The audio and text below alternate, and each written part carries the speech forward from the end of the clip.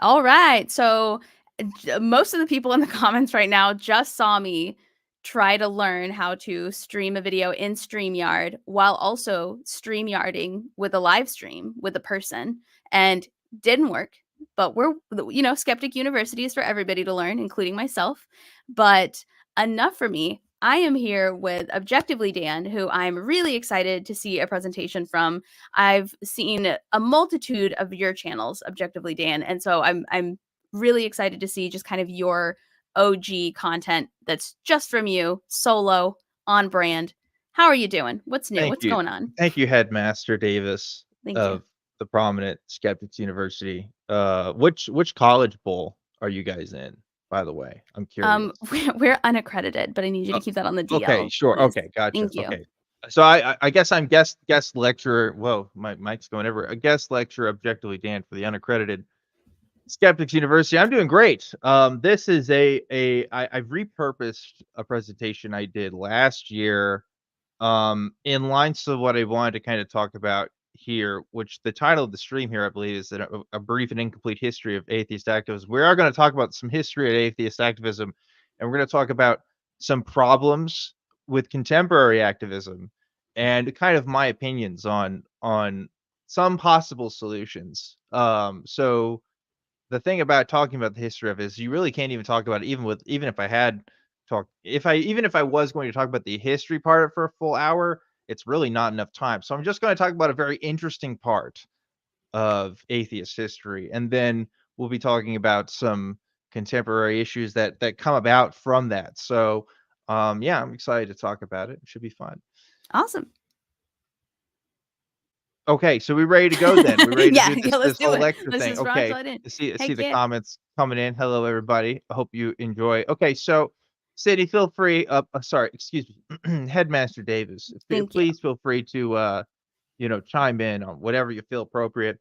But the Thank you. title of this slide, as you see, is "What does it mean to be an atheist activist?" Because this is a very contemporary sort of idea in sorts of being an activist. But I'm going to talk about one of the more major parts of it in sort of history here.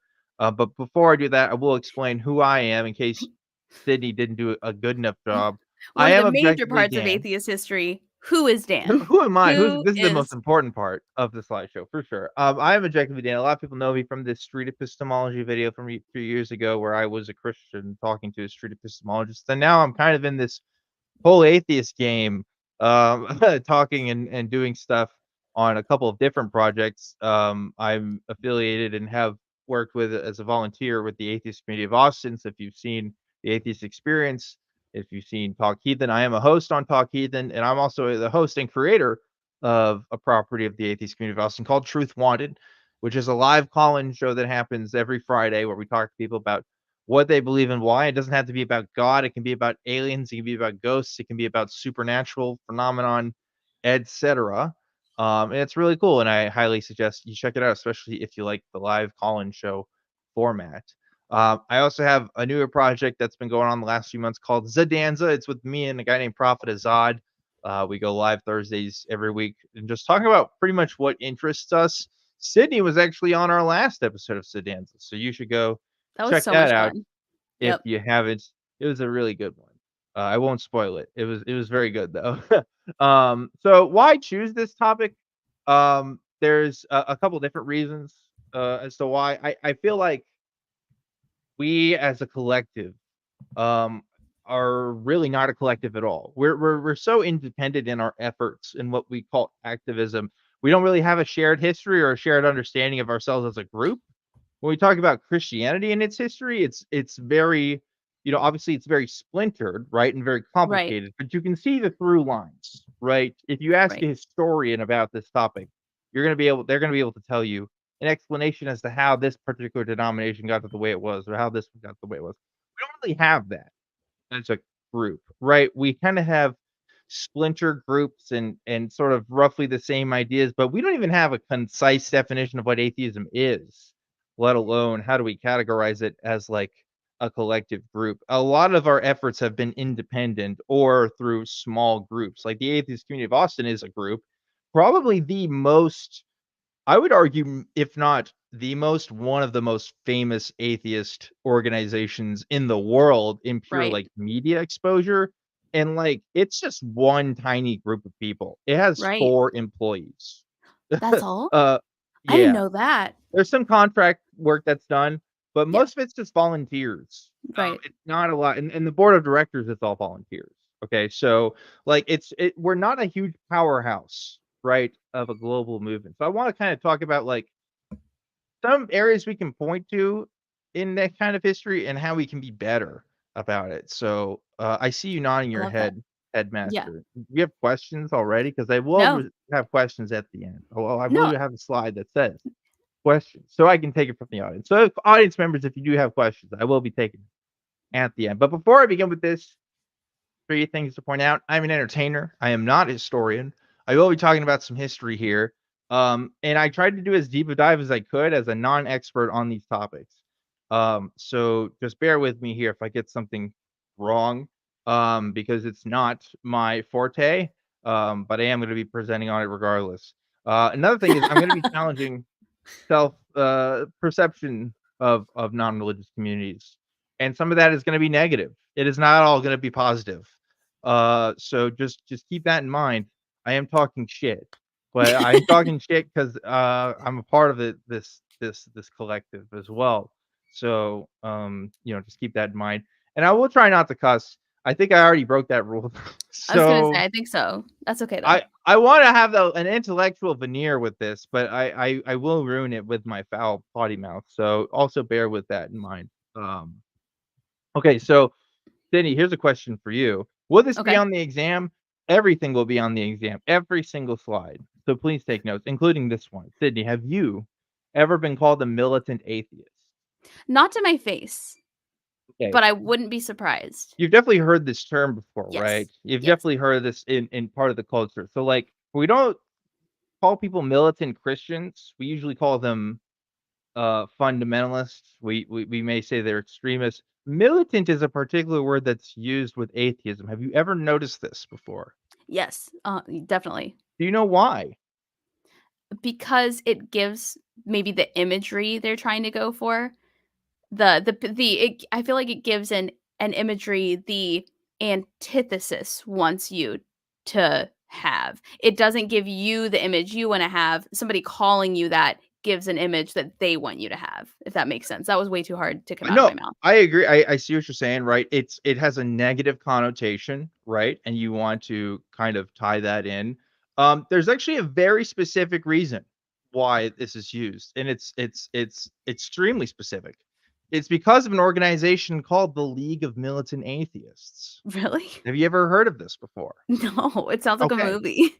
Well, I am gonna spend some time talking about this. Probably a third of this presentation is gonna be talking about this group in particular because it's pretty wacky. It's a lot of stuff here. So let's just dive right in. Gonna give some context here. For those of you who remember history, there was this thing in history called the Russian Revolution. Okay.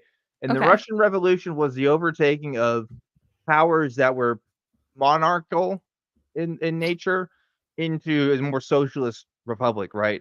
That's the headlines of the Russian Revolution. Okay, there's these powers that are shifting. Communism is kind of becoming a thing, right? And with it is becoming a lot of the imagery and ideas and associations we have with communism as a contemporary movement is with Russia, and it's happening right now.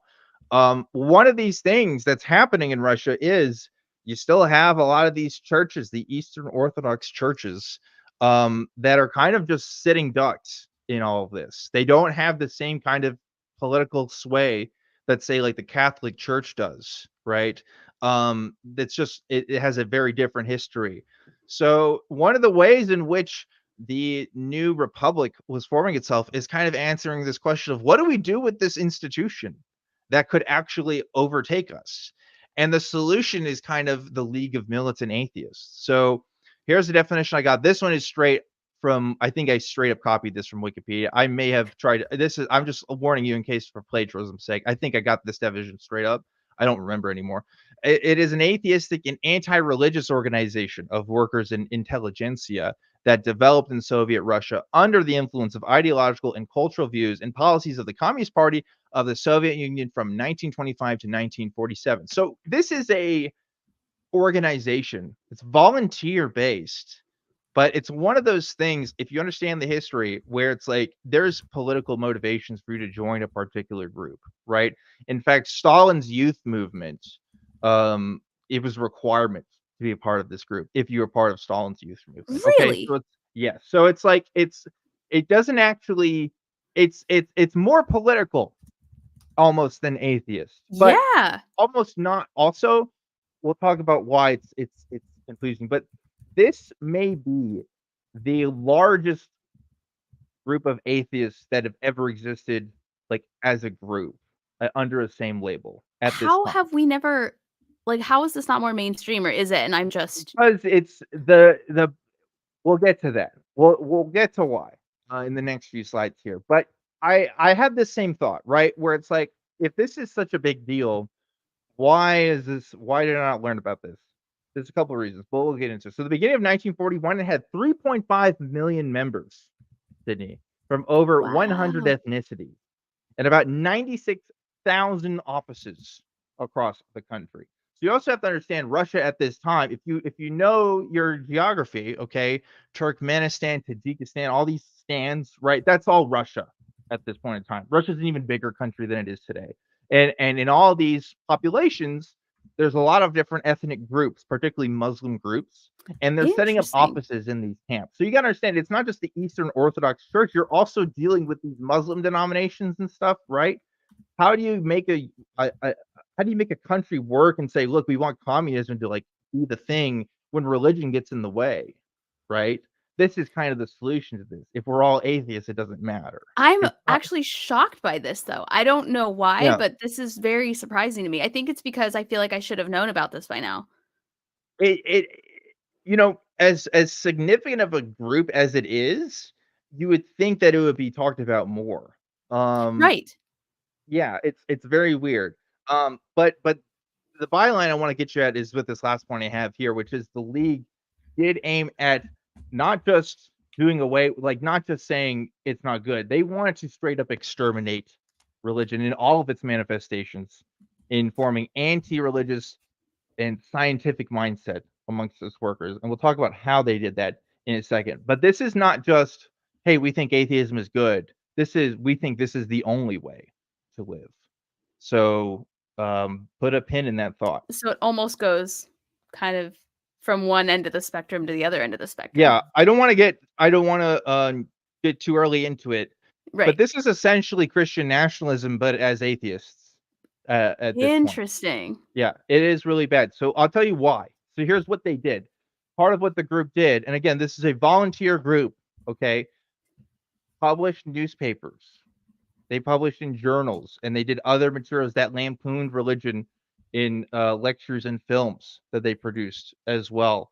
So this is all offices out in different parts of the country that are producing this media to go out. And I'll show you some more examples in a bit, but this is one poster that they did that ties to my next point, which is they wanted to set up anti-religious museums out of old churches, and they turned them into other buildings as well, like hospitals and other sort of civic centers um uh for the government.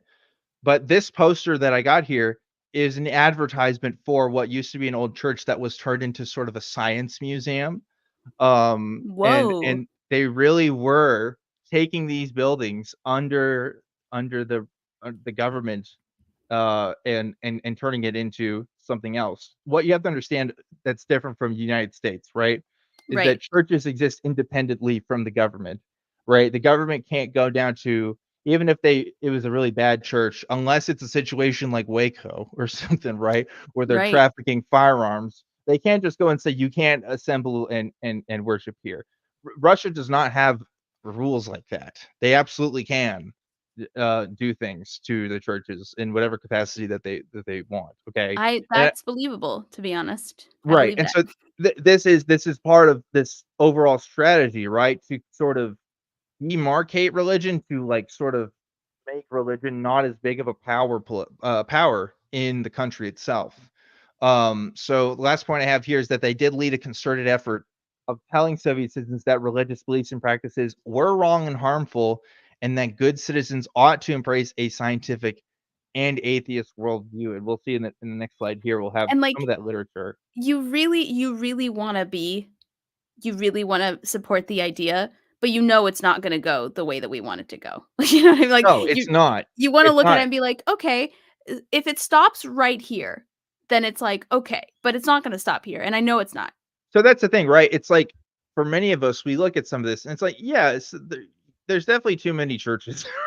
Right? Yeah, Like, if yeah, we're not gonna yeah, tax them, let's at least do something right. Okay, some yeah, of us might be okay with that. They may say something about your politics if you're okay with that, but some of us might right, be okay with that, okay? right, It gets worse from here. yeah. So, going to the next slide.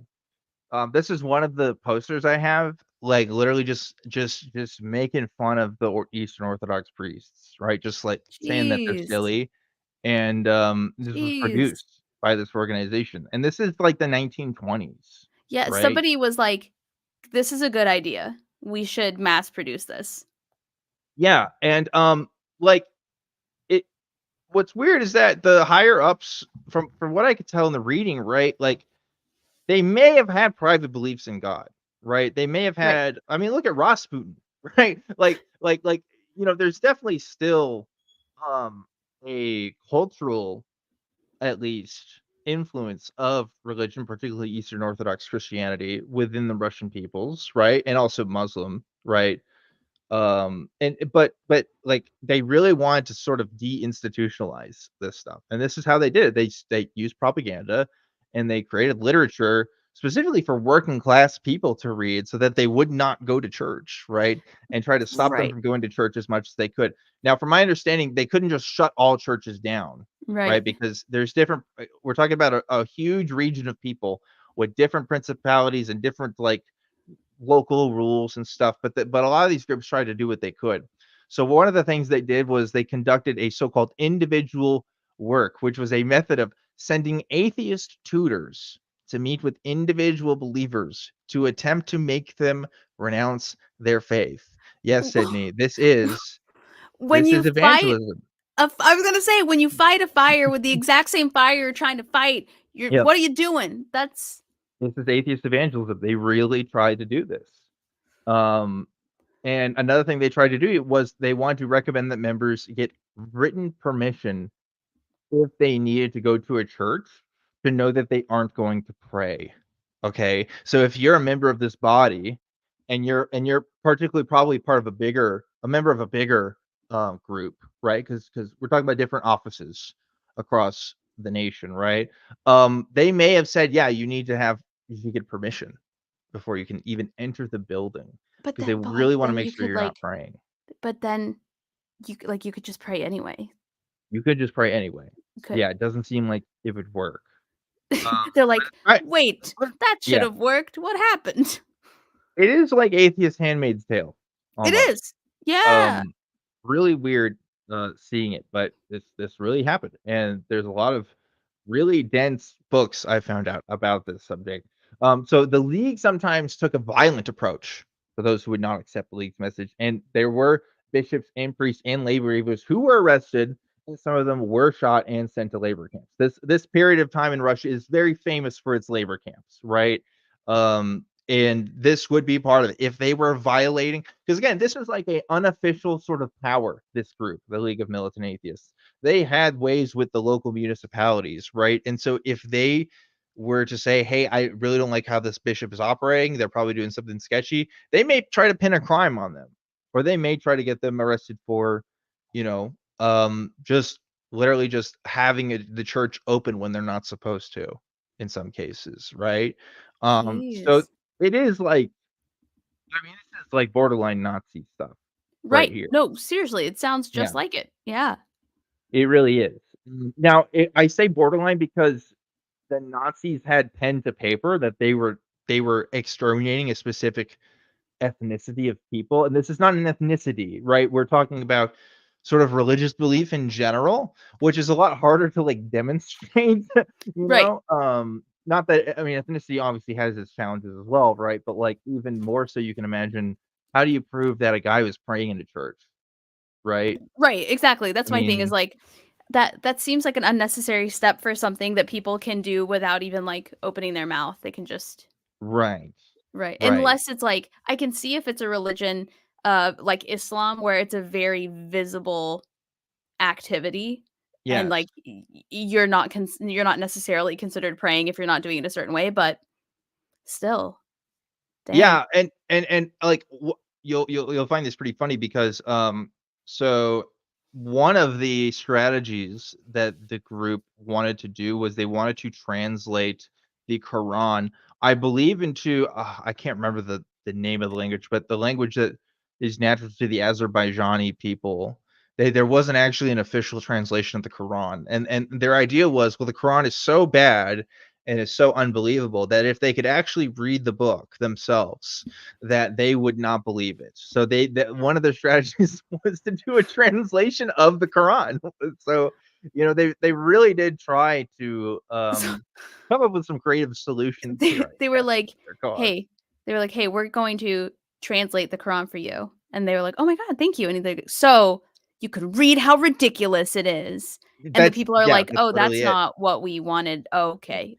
Yeah. Thank you for that. Yeah, yeah, it is really interesting. And I want this slide I have here is important because I want to tie in how political this actually was, right? So, the league's first slogan that they came up with was the struggle against religion is the struggle for socialism, which is just really on the nose. And That's then later, super political. yeah. Super political. Later, they changed it to the struggle against religion is the struggle for the 5-year plan, right? Because the 5-year plan is something that's ongoing in Russia. And then they changed it again in its final years, which was the struggle against religion is the struggle for communism, right? Hmm. So as the There's a revolution lot is of happening, struggling. Just a whole yeah, lot of struggling going on. whole lot of struggling. As the socialist powers that be are sort of, establishing themselves and communism is, like, becoming sort of, the status quo for, political as far as political goals, right? The league wants to associate themselves with that. So this is like first and foremost a political movement. So I want to make that super clear. Like they thought that communism and atheism were tied and true because how can you have a united front of people if you have you know, religion that's getting in the way of this. This is almost what I think what I want to make clear the most is that this is anti-clericalism, right? Which is very Right? different from sort of anti-Christianity in general. They really thought that institutions like the Catholic Church and other sort of world institutions were keeping people from class consciousness. Like they really thought that it wasn't like you couldn't get a struggle from the working class if they were divided by priests and non-priests, right? It was just another division which to work through. So, like a really different mindset to atheist activism than what we This see today. if I didn't know And you personally, I would be like, "This is made up. You're making this up. This is ludicrous." it sounds bizarre. It sounds really weird, but it's definitely a thing that happened. So here's a quote that I have from a guy named Nikolai Burkhardt, who was the editor of the official party newspaper called the Pravda, which is Russian for truth, I believe, and the prominent member of the organization, obviously, being the editor of the official newspaper. This is a quote from him. He says, "It is our duty to destroy every religious world concept if the destruction of 10 million human beings, as happened in the last war, should be necessary for the triumph of one definite class, then that must be done and it will be done." It's a really That is chilling very quote, threatening. Yeah. extremely threatening. I mean, again, this is straight up just Nazism at some point, right? This is the eradication of a class of people, a very ill-defined class of people, right? Not like, different from like, again, identifying Jewish people as an ethnicity and a religion, but like just to say we want to get these people gone that are in our way, and if it means killing 10 million people, it's worth it. It's pretty brutal, Yeah, we right? wanna eradicate these people just because of their beliefs, and we're Yeah, not gonna even be shy about it. We're just gonna let everybody know. yeah. So it's pretty horrifying. So there's a reason maybe why we don't talk about this as much. why we as atheists maybe don't look back to this, even though this is Wild. again, at least by pen and paper membership, the largest organization of atheists probably ever under a collective Wow. banner. It is also one of the most terrifying groups that Yeah. we could possibly produce as a Right. identity, right? So it's not really the best example of being an atheist activist, right? So yeah, that's where the term militant atheist really comes from. It is, I mean, like predominantly comes from this group, right? That is That like really the name is scary. That it name is is very scary. scary. It is scary. And I'm glad that organization doesn't exist today, right? Obviously, Russia had a lot of changes, and with those changes, the league kind of ceased to exist. So it's not a thing anymore. And you can, and there is a open practice of religion in pretty much all of Russia, and also in the states that have now become their own nations since Russia, since the collapse of the Soviet Union, right? Yeah. So, it has not had its lasting effects as other places, but as a result, I mean, Russia is a more atheist nation, right, compared to a lot of other nations, and simultaneously, the groups that used to be a part of Russia also have their splinter atheists, in it.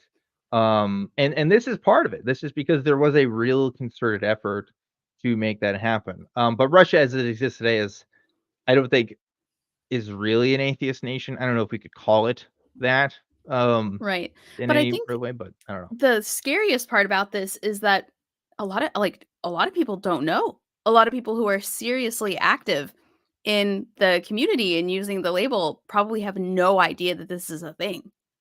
Yeah, yeah, And yet it was so huge and so prevalent. it That's was what's scary about it. it's huge and it's terrible and it's not good. So, um, I have a question for you, Sydney, which is Okay. what should we be doing, right? Yeah. If we shouldn't be assigning atheist tutors to people's houses or turning active churches into science museums or, tying people up and forcing them to go to labor camps because they don't think the way that we do, what should we be doing? Right? Yeah. Some people think that this is, anybody who thinks that that's a legitimate path forward, I would have to ardently disagree with, Right. right? Right. We can't use violence to make people not believe in God. Now, I wouldn't want that anyway. I wouldn't want to make somebody not believe in God. I would Right. want them to come to their own conclusion. So, this next part is talking about what we could be doing. And then we'll be talking about some other contemporary issues. So just to give people a bit of a palate cleanser, from all of that nastiness, I will say, warning, personal opinions are gonna be coming ahead, okay? This is stuff that I try to think about in my own practice of activism, okay? Whatever that term means to you. One is housing the spiritually unhoused, okay?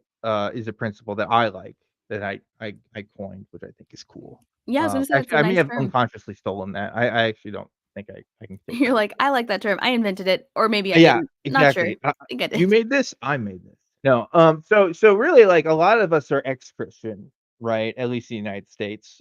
Atheist movement is predominantly made up of ex-Christians, in some form or another. So, we used to be part of a house. We used to be part of a literal building, many of us, that binded us together in our beliefs, and you lose that as an atheist. You don't get to go to atheist church. You don't get to go from Christian church to atheist church, right? If you're lucky and you live in Austin, you may get to go to the atheist community of Austin, and there may be some other secular groups that are around you, but for many of us, this isn't the case.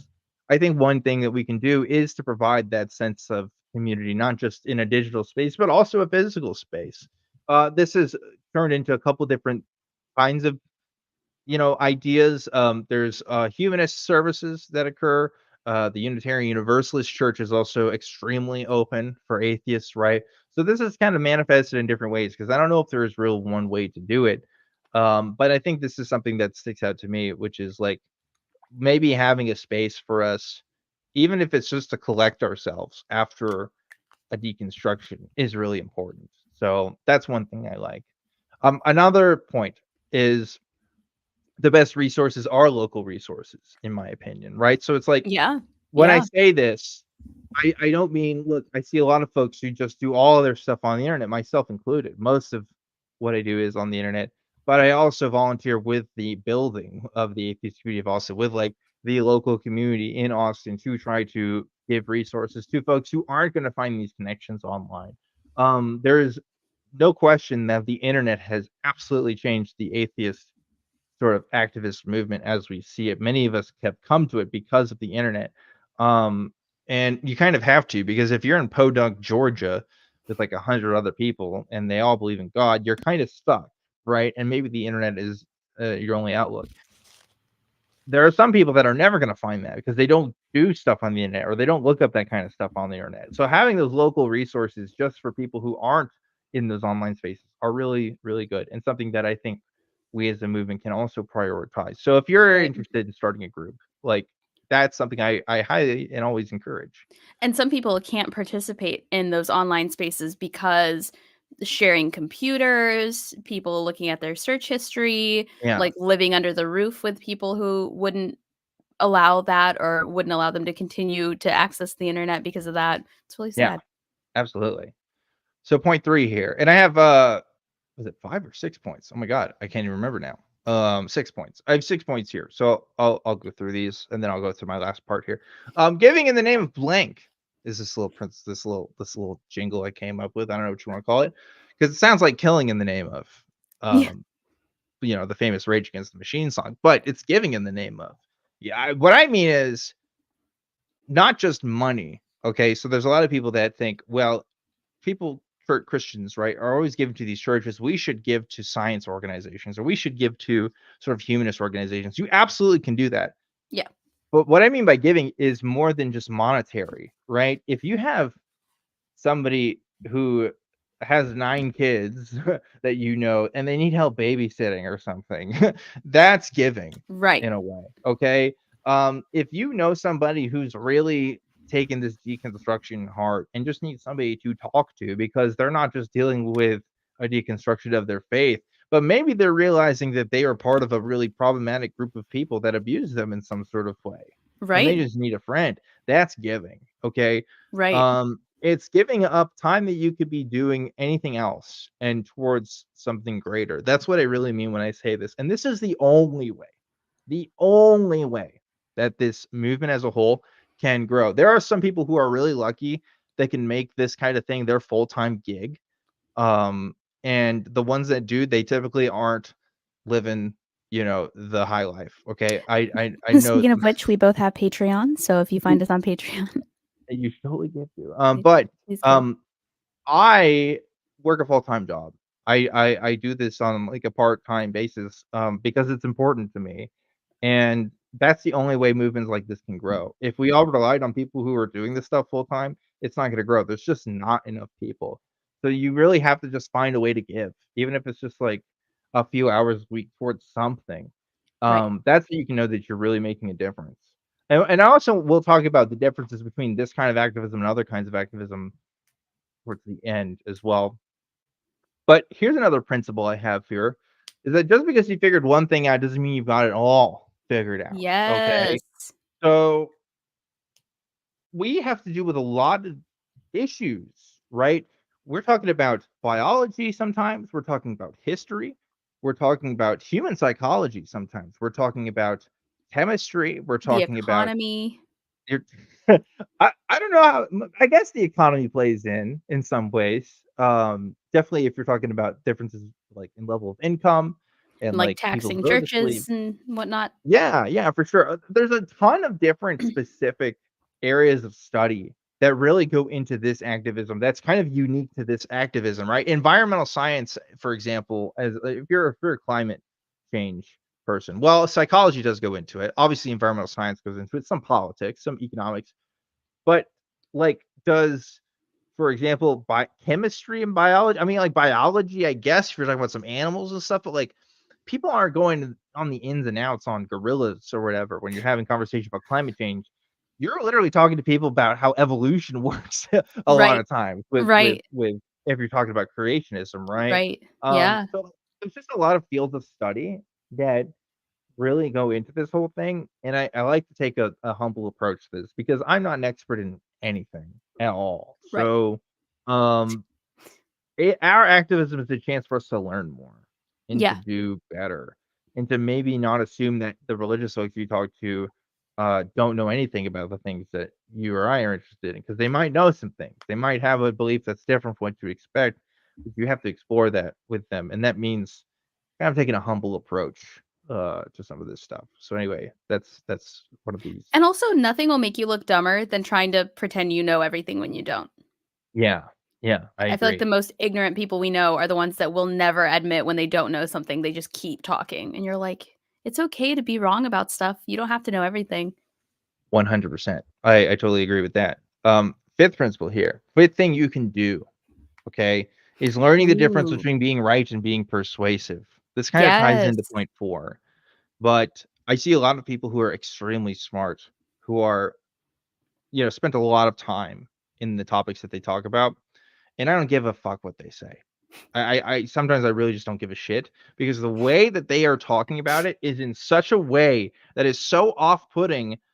I don't know why anyone would expect them Yes. to take it You're seriously, like, I right? agree with you, and I don't even agree with you. What is this? Christianity and pastors, right, are people who are, like, trained to speak They're to crowds of charismatic. people, right? Mm. Yeah, charisma is a part of the leadership of that movement, and you're up against that. If you want to really talk to people, and I mean talking, like, to the opposition, like, if you wanna talk to people who are really on the other side, you have got to learn how to talk to your audience. Because you can Yes. just say, "Well, look, if you just read this paper and stop being an idiot, then you know that you're wrong." Nobody is going to change their mind about anything if you Right? don't have that base level understanding of just, like, how people come to their beliefs and how people have conversations with others. If you start the conversation with, "I'm right and you're wrong," chances are you're not gonna be that guy that's gonna Right. change their mind. That's why Um, I'm incredibly charming. yes, That's why they call me the charming one on the YouTube. charming one. The Mm. charming one on YouTube. It's the whole title. It's the whole thing, the whole Mm. title. YouTube made it up just for her, Yeah. which is crazy. I don't know how she did that, but, Yeah. um, last point here. The tools for skepticism can be tools against oppression. So this is why I say I'm getting to my opinions here, okay? I'm really getting into my opinions here. In 2012, someone named Jay McWright wrote a blog post about an idea for the atheist movement called Atheism Plus, right? And this That sounds like a idea was streaming service. it does sound like a streaming service. To be fair, this was 2012. Streaming wasn't really a thing, like, at all. Right. But the idea was atheism and the activism that goes behind it should just be more about, like, secular rights, should be more about, you know, um, separating church and state, getting creationism out of public school textbooks, right? It should also be anti-racist. It should also Right. be about feminism. It should also Right. be about LGBT rights. And when Jay McGrath wrote this, a huge explosion of controversy occurred with this. A lot of people were really, really, really against this idea, and I mean really. Now, this is like proto Gamergate. Gamergate was nascent at this point, but these ideas were like running through the mainstream consciousness. This idea of being the social justice warrior was first Right. becoming a term, and this was seen as sort of a co-opting of that movement with atheism, which it is. Um, so a lot of people didn't like this. Now, if you look at the movement today in 2024, I don't know a single one of my friends that are in this thing that don't talk about these issues, Right. right? So what happened there? Well, part of it is, some people get in the spotlight for a few years and then they leave, right? But another part of it is it's like, what's the point of talking about this stuff if it's pure philosophy, okay? Right.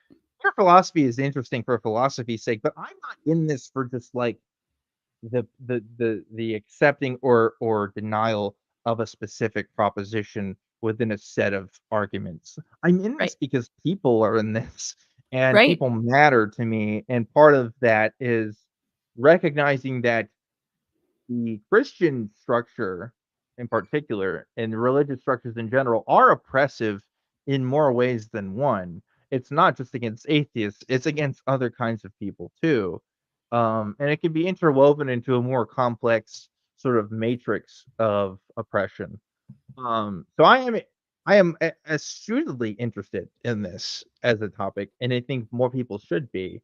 We're gone are the days of just talking about, oh, we're just talking about creationism now, or there's some channels that are into just creationism debates or these kinds of niche things. I mean, that's fine, but it can't just be that anymore. Right. For this movement to grow, we have to introduce other ideas.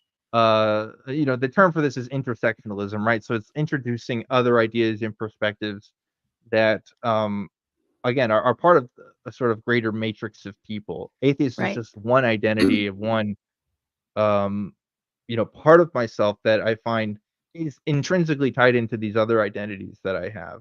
That being a Yeah. cis person, that being heterosexual, that being a white guy. Like it is Being tall as fuck.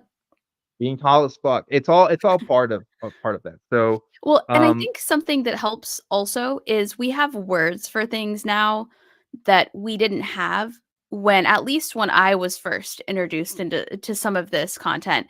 And so I think it's a lot easier for people like us to be proponents of things like feminism and different types of human rights and things like that because we have words now like humanism.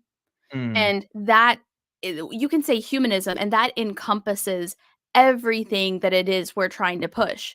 Whereas before, I mean, I'm sure that word's been around forever, but I had never heard of it until last year. yeah. Well, And which is humanism is about 100 years old. right, but it Um, wasn't like it wasn't quite the mainstream term I think that it is now. And so where somebody like me would have to separately quantify every one of those topics because I'd be like, yeah, and I believe in this, and I believe in that, and I believe in this. Now you can just say, I'm a humanist, if that makes yeah, sense. And it yeah. and it covers it. Yeah, I should clarify. Humanism is actually technically centuries years old, right? It starts with of course, the Enlightenment movement. But I mean, like humanism as like like the official, like the Declaration of Humanism was written, I think, in like the 1920s, right? The official sort of Yeah. founding document for humanism as like a named organization. Yeah. Yeah. So And so once I yeah, found it, I couldn't believe how big it was and that I'd never heard of it. Like that's yeah, the thing is somehow we go so long without hearing about some of these things. But once you do, it makes other things make sense and makes them easier to convey. yeah, yeah, definitely. I think like it's like, there's a lot of scary ideas for people that were just as scary as what atheism was because you hadn't really explored it. And I think Right. like 2012 internet was also kind of figuring some stuff out, and why this was such like a huge deal. And now, yeah, like an atheist person talking about LGBT rights, I don't even nobody bats an eye at that. I feel like anymore, because it's all part of the movement in some way. So with that, I know we're getting kind of close on time. I'm gonna get to Oh, the yeah, we got those time. those three parts here. Those are two parts. This is the last part I want to talk about. So the barriers to entry. So this is what I'm talking about here, where we're getting to the main meat of the contemporary issues part. What I have found in my sort of 6 years as being part of the movement, what I find to be some of the main barriers of entry, and this is not an exhaustive list, but the ones that I find to be pretty prominent in the circles that I've encompassed. So this is where again I'm getting real opinion heavy, but also I'm getting into anecdotal experience and also some data to show that some of this definitely does exist and has been barriers to entry for why the movement has been the way that it is. Okay. First one. So prejudicial categories that can be found in free thinking spaces. Okay.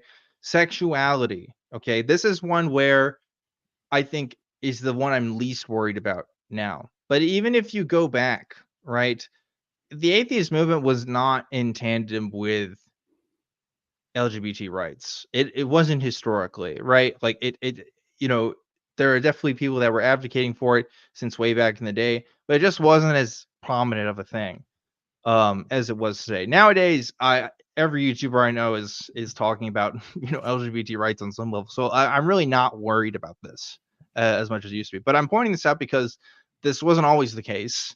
There's definitely people that, were maybe not actively bigoted, but weren't supportive either. Right. So, it's important to point that out in the history of these things. Right. Another one I want to point out here is economics. So in the United States, atheists, more so than if you count atheism as a religion, tends to be much more college educated than pretty much any other denomination within the United States, which is really interesting.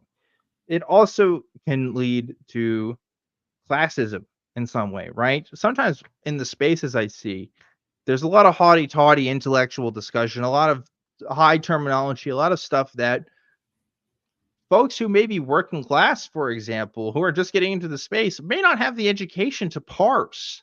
And thus that makes a barrier, unintentionally, sure, but a barrier nonetheless. Most of the activists I know are college educated. They are extremely smart, and they talk about things in a highly intellectual way. And a lot of them do. I would say, in the era of YouTube, has made it extremely accessible nowadays. But I don't think this has always been the case, especially when we're talking Right. about some of the, again, sort of highfalutin arguments that get into the nitty gritty here. So this isn't a call out on anybody in particular when I'm talking about these things. This is just something that other activist cultures can also struggle with, for example. But it does happen in particular with atheist spaces, because what's the one insult that atheists use the most when talking about religious people? It's that they're not smart enough, right? It's that they're Right. dumb. It's that they don't get this. So there is sort of this dick measuring contest of intelligence that sometimes happens in these spaces, when maybe it's not the most important thing. Maybe being the most loving person in the room is more important than being the smartest person in the room. I don't know. That's Well, just and you me. can also be educated and still be stupid. Of course. Of course. There's that. Yeah. So these are issues that we may face. Another one is gender. This is one where even in the 6 years I've been doing this, I've seen growth and I've seen changes. It's tremendous. It's really great. More conferences that I've been to in the last few years, I've seen more women, uh, and more voices being heard in this space than pretty much ever before, which is great. Fantastic. A lot of progress has been made. It is not perfect though, obviously. Right. There's a reason why the four horsemen are all white dudes. Okay, like it's not an Literally. accident. Right. Um, there are other women that were talking about this stuff, but there was a predilection towards men being sort of the speakers in Who do a you lot of think these. those women learned it from, Dan? Yeah, well, so what's interesting is a lot of the women that I know that are in the space do work in administrative capacities oftentimes, but not always in speaker capacities. I know a Isn't that lot of women interesting? that work in American Atheists, for example, doing the hard stuff of, again, doing that organizing. That's not always front of the stage kind of Right. stuff, like what you and I Right. are doing. So there's definitely women that are in the movement. They may not always be represented in the voices that we hear. So Like like, audience facing. yeah, yeah. So, again, this is one much like sexuality where I've seen a lot of progress on this, just in the time that I've been in it, and I think it's great. But it's definitely still a thing to watch out for. Another thing is ableism. Um, yeah, and the other potential horseman has since adopted Christianity. Oh, I don't know which one you're I talking don't about. know. Me neither. The part of the reason why they are the horsemen is because they've all published works about atheism, and I think that is a distinction. But um, it's kind of weird because like I've never met anyone that's been like, "Oh yeah, I'm an atheist because of Daniel Dennett." Like I've never heard that in my life. I don't think that's a thing. So it's kind of a weird moniker to have, the Four Horsemen, anyway. But who cares? That's a side note. Um, so ableism. Okay, so again, this is talking about the dick measuring contest of intelligence that I see. Okay. The fact is, when you're going to be talking to people and you're going to be interested in doing sort of atheist activities, you're going to be talking to people that have that do not have the same capacity to understand or willingness to care about the topics that you might care about. Um, or they may have an understanding that's going to be different from yours, and you may not be able to do anything about it. that doesn't necessarily mean that they're stupid. It doesn't necessarily mean that you're smarter than them. It just is the way that it is. We are creatures of physical categories and proportions, and some of us just are going to be built different, straight up. So there's no reason in my mind to talk to people about the way that people can understand or talk about these subjects in a way that like is going to be demeaning, because it may not be up to them. You may talk to somebody who, by all intents and purposes, is stupid. What are they going to be able to do about that, right? Like, if you just are, you just are. So it's like, why use that as Right. something that's, why use that as a derogative, Right. right? So it's something I just see a lot, right? It's Yeah. more than any other insult, it's always intelligence that seems to come up.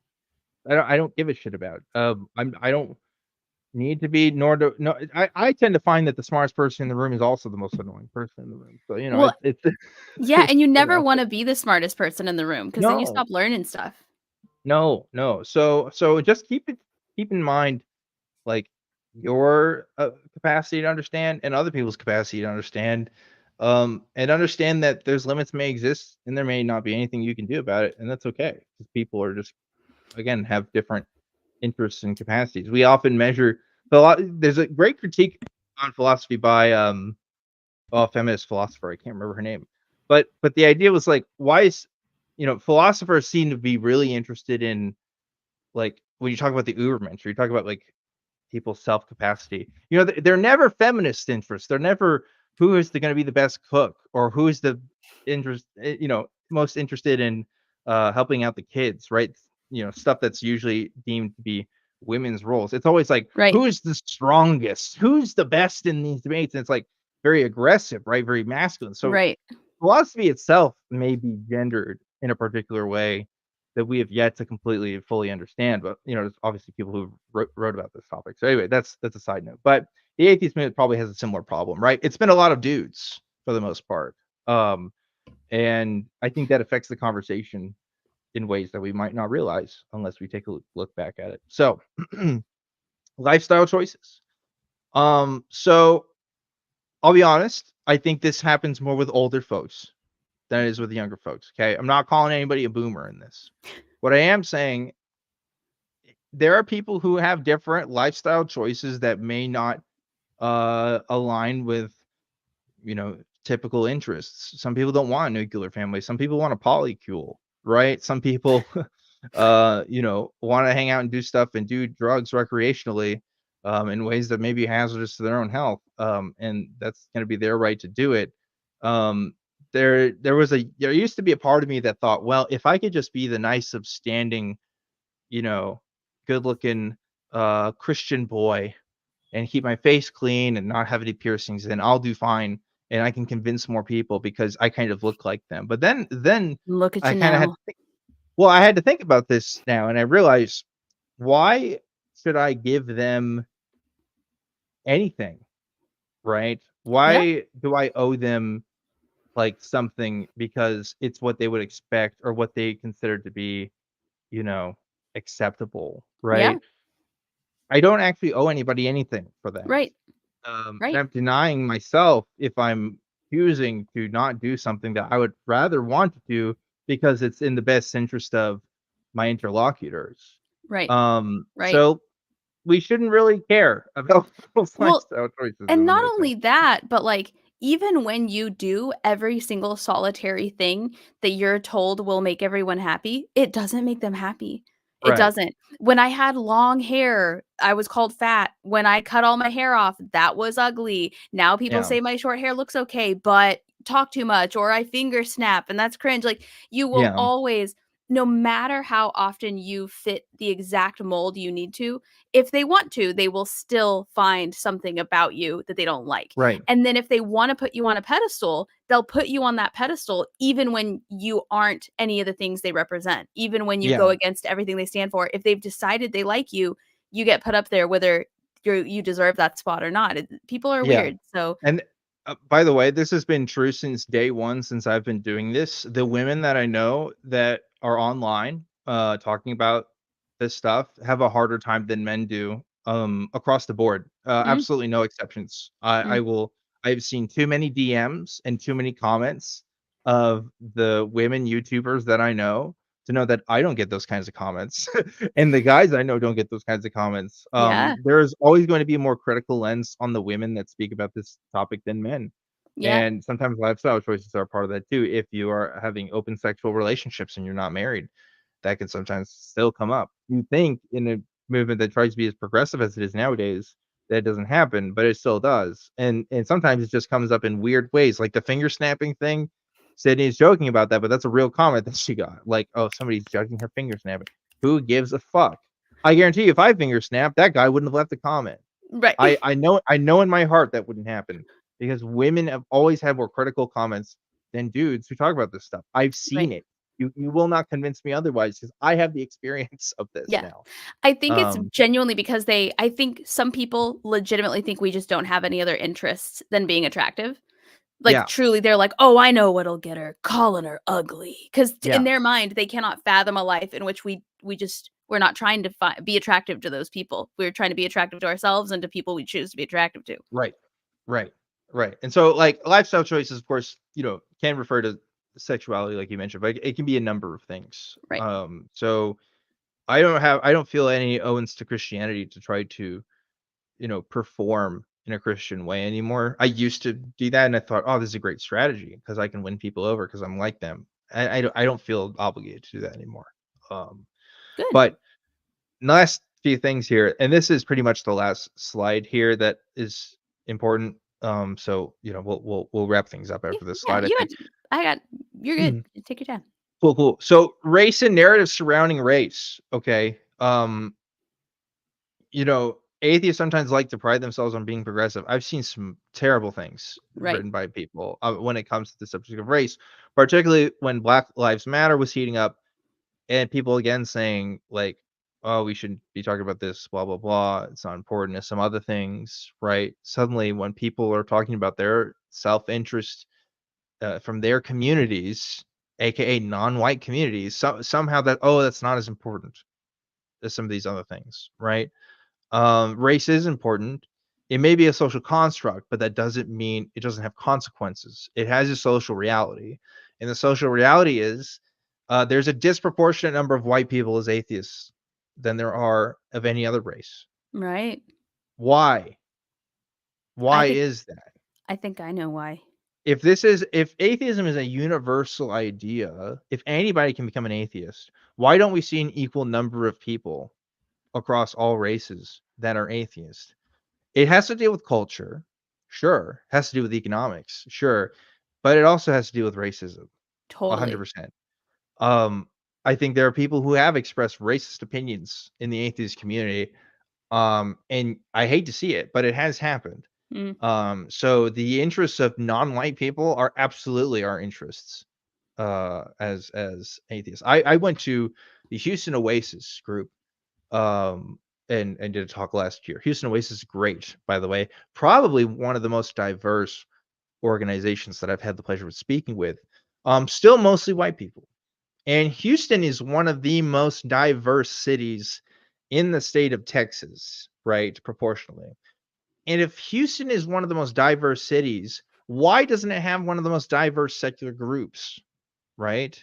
And it right. comes down to economics for part of it. And it comes down to a lot of things. But the point is, we should I think, be doing an effort to make sure that this space is accessible to non-white people, Right. right? Right. And I So, think also, I just a couple nights ago, I posted a talk that I had done with Mandisa Thomas, one of the mm, founders of Black Nonbelievers, and she was talking about, they're there. They're out there. They mm, exist. It's not oh, it's weird that there's so many more, white atheists out there. No, there are so many people of color who have the exact same deconstruction process as we do, the same trauma, the same religious upbringing. And I think when we look for people to trust, we're not looking at people of color enough. When we're looking mm, for a voice to, watch on YouTube or to listen to in a podcast or whatever, our brains are just like, "Oh, this nice white guy. this cool artsy hip white guy, you know, or the cool artsy hip white girl. Like, you want to talk about people who have a worse time on the internet than women of color. Yeah, They have way true. worse. Like, Yeah. right when I thought I'd seen it all, if you look at the comments for women of color, it's just unfathomable. The same Yeah. people on my end who are like, "Oh, we have it so hard," are then turning around and being that person to women of color. And so I think what could really help is if we start trusting those voices and seeking out those voices, because they're there and they exist and they deserve a platform. Yes. Yes. Atheism shouldn't just be a white thing, and it Right. kind of has been for a little while. I mentioned Right. the horseman. Obviously, that's one thing we could pick at, whatever. But the point is, it doesn't matter that you're not racist. I'm not accusing anybody of being actively racist, Right. but are we making efforts to let other people into these spaces? It's not about just saying, "Oh, doors open, come on in." It's letting people know the door is there. Mm. Right? Right. Right. Like, we don't often do that, um, Right. and there are ways you could do this in physical spaces, right?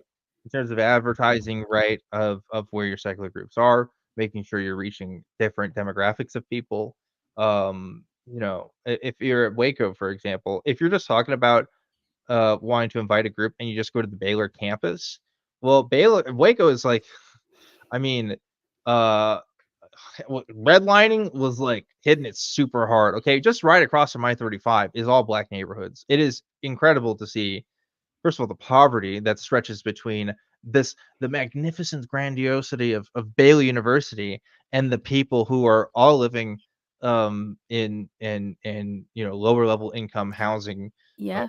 things like that. We It's saw it in St. Louis too. yeah, yeah. I think all of those people are just as worthy of having secular groups as the rich white kids that go to Baylor. Obviously, it's not all white kids that go to Baylor, but it's a lot of fucking white kids that go to Baylor. So, Right. I'm making the point here and saying that accessibility may need to be more thought out. It's not enough to say I'm not racist, so whatever. It's making sure that your space is accessible for non-white people and making sure Right. that they're comfortable with it. Right. And I heard somebody say once, I wish I could tell you where I heard this quote, but they said, "Not being racist and being actively anti-racist are two totally different things." Yeah. Like, just because Mhm. you're not out there saying certain words doesn't mean you're making an active effort to combat racism. Yeah. Yeah, true, true that. So next thing I have here, science and scientific interest. What do I mean by this? Because this is, I think, the most esoteric of the list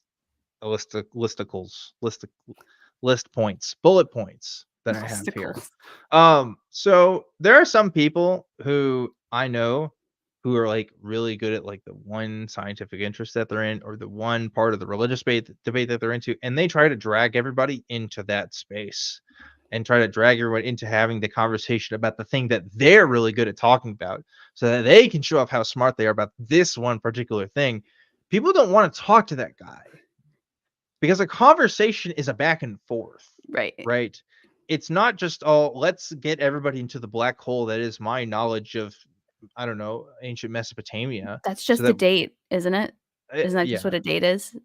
that's a date from the perspective of a woman. Yes. Yeah. Uh, but no, really, it is kind of a dude thing, I think, in some ways. But it's like, look, we all have our special interests, and I love talking to people about it when I can.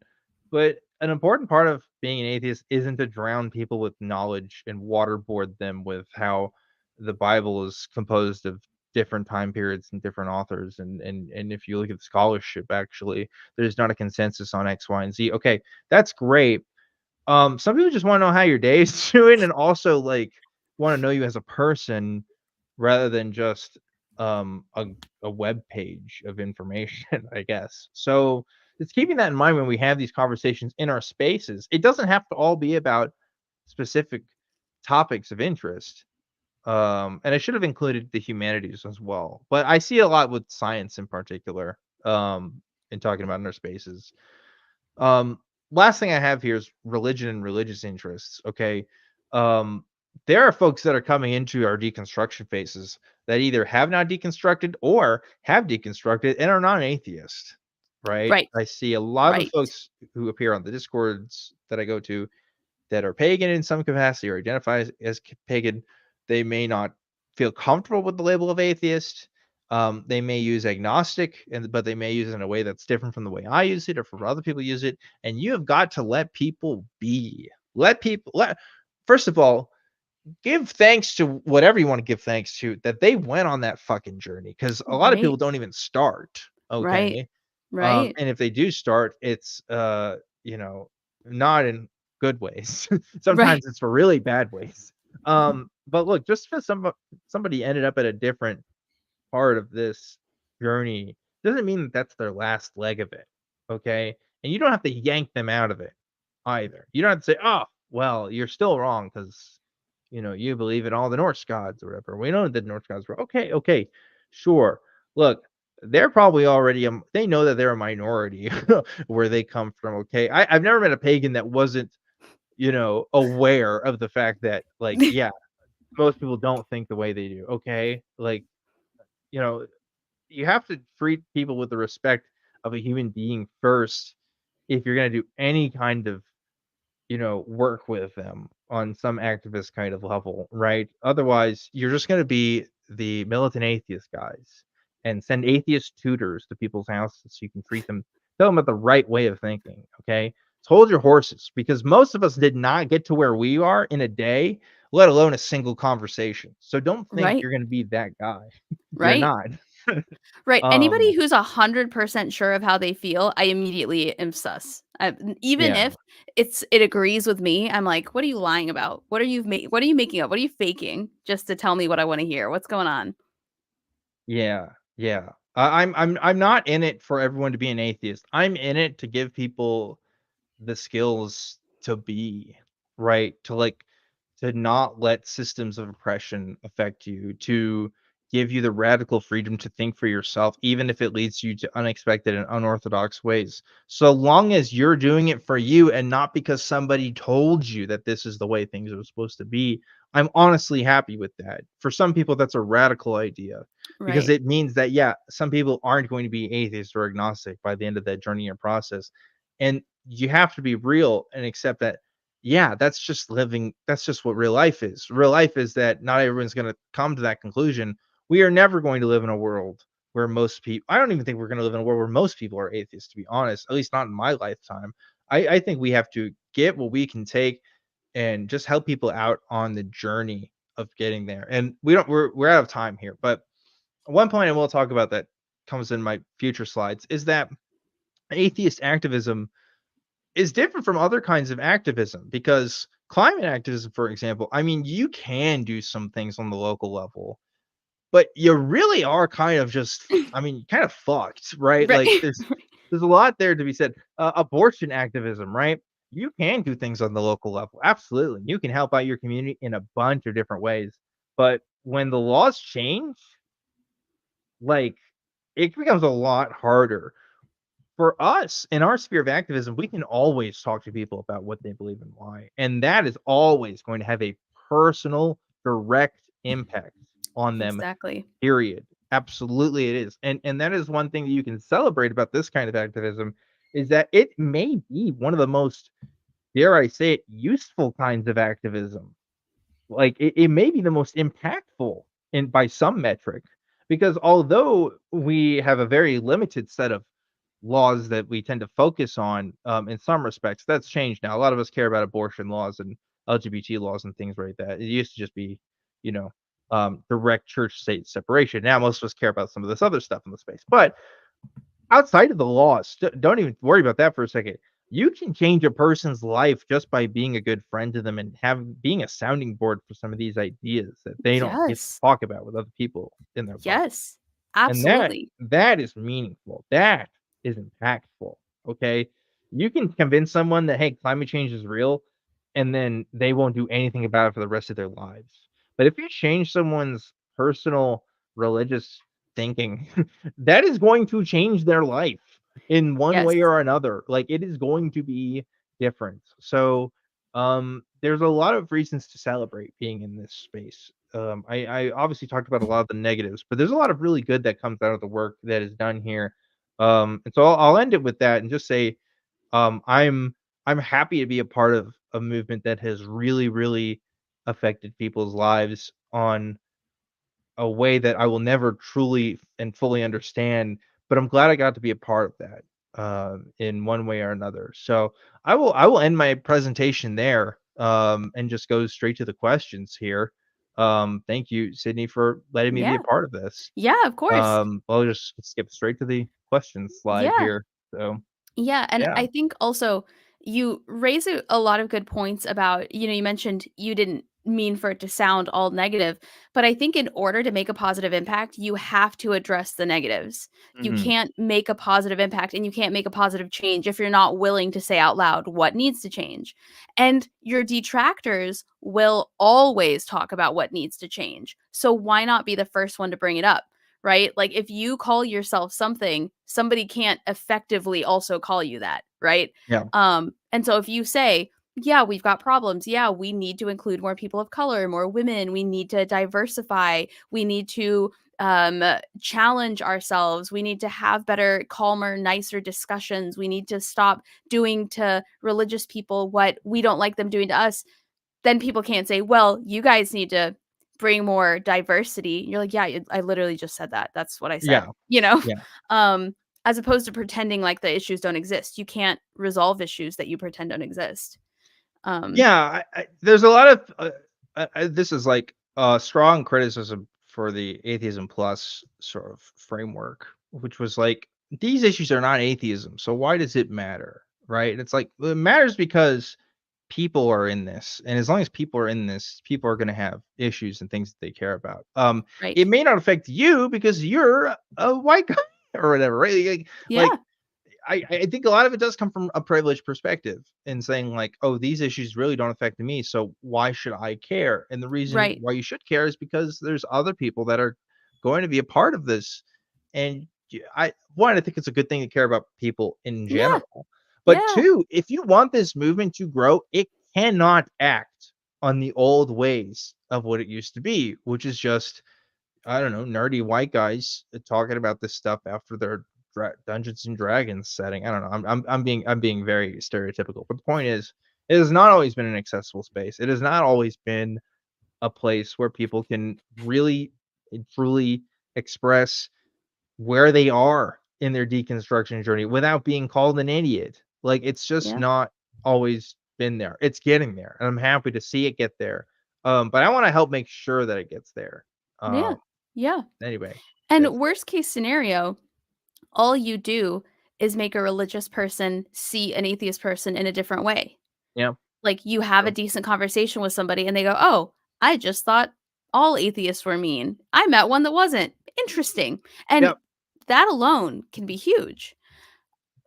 Um, have you I successfully successfully removed the god glasses from someone? Can you share the um, story if so? I don't personally take credit for anybody's deconstruction. I have had occasionally I have somebody write it and say that they've changed their mind because of something I said, which is really great. It's very rewarding to read that, but I don't think that I'm the only one that is doing that. I think for most people it'd be weird if it's just one person that's changing their mind. Maybe the best I could say is I got somebody going and thinking about it. But if you just listen to one voice, that's just switching from one religion to another, quite frankly. Which is just Danism. I don't want people to be Danists, but Yeah, yeah, I know I have uh from if people are being truthful in emails written to me that I have helped people, but that's their stories and I'll let them, share it on their time. I don't think it's anything super interesting to share anyway, just that hey, they listened to me and now they changed their mind. So there you go. yeah, yeah, and it's interesting you should say Dungeons of Dragons because I interviewed somebody who's a pastor. The like official, I forget what the term is. He's basically like the official pastor for Dungeons and Dragons tournaments, which I did not know was a thing. Cool. Um, so He's like a yeah. priest for No, Dungeons and Dragons. he's Derek the Geek Preacher, and he's Oh, like, I guess the guy who invented Dungeons and Dragons like has a son, and he's friends with his son, so now he's like the official Dungeons and Dragons. There's a term for it. Not pastor, but there's like a term for it. Oh, the word they use for pastors in the military too. I forget what the word is. a deacon, A deacon or a uh chaplain. chaplain. There it is. Okay, Chaplain. cool, Couldn't remember. Um cool. yeah, well, Dan, this was awesome. Thank you so much for this presentation. I really appreciate you taking your time out of your evening to come hang out and do this deep dive. I learned a lot. I'm going to be like thinking about Yay! this and doing a lot of Googling. I learned a lot. And it's scary to use a label that you realize you don't know the half about. And so that's going to like sit with me for a minute, to be honest. Yeah, well, I mean, we do that with atheism. I mean, if we talk to everybody in the chat right now, and we ask them, "What's your definition of atheism?" They're gonna have different ideas of what that Yeah. means. There will be fights about it, Yeah. and it has already happened. Yeah. So I'm less interested in that now. I'm less interested in the whole pursuit of atheism for atheism's sake. I'm more interested in pursuing the atheism for, I guess, humanism's sake. Like, I'm really more interested in the people in that process of deconstructing rather than interested in that conclusions. Obviously, I hope that they become nicer people, or I hope that Yeah. they, I don't know, vote the same way I do. Yeah. But it's more to it than that. This thing is this process of deconstruction is very powerful. And I'd like to give people the tools to do that more so than make sure everybody I know is an atheist and thinks the way I do, which is, I think, what the militant atheist movement was really trying to do. The League of Yeah. Militant Atheists, rather. So, interesting part about history. But glad I could share it. I'm glad I could lecture to the great Skeptic University crew You are a class honorary classes. doctorate of Skeptic University. Oh, great. Fantastic. I will be expecting my diploma in the Yeah, mail. it'll come. I'll send a bird. That's what I'll do. Cool. Uh, Ladies and gentlemen, thank you so much for joining us this evening. And some of you have been sitting here with me for like 5 hours. Really appreciate it. After we hang up here later this evening, I'm going to post Scott's entire talk on At the End of the World. So I'll do that like right away.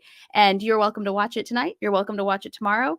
You're welcome to, I would say never watch anything of mine again, but I would rather you come back and watch things. Skeptic University keeps going tomorrow. And I look forward to seeing you there. Dan, thank you again. No problem. Thank you for having me. We out. I think. Oh, there we go. Now we